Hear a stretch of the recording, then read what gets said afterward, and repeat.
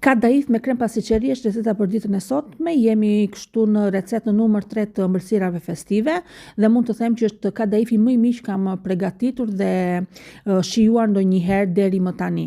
Nëse nuk e kemi përgatitur ndonjëherë, e jeni dhe përgatisim së bashku. Por gjëja e parë që mund të bëni vetëm ruajini dhe shpërndani recetën sepse vërtet ja vlen. E shkrifëzojmë kadaifin me duar, më pas i hedhim gjalpin e shkrir.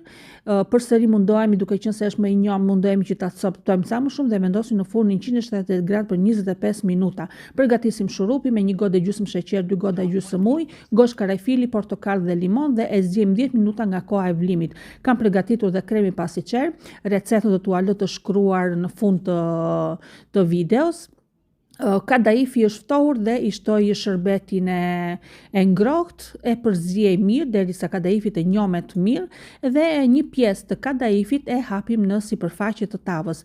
Shtojmë dhe kremin pastiqer dhe siç e shikoni, kremi pastiqer nuk është as shumë i ujshëm dhe as shumë i ngurtë. E niveloj mirë mbi sipërfaqen e kadaifit dhe me kadaifin e tepruar mbulojmë kremin pastiqer.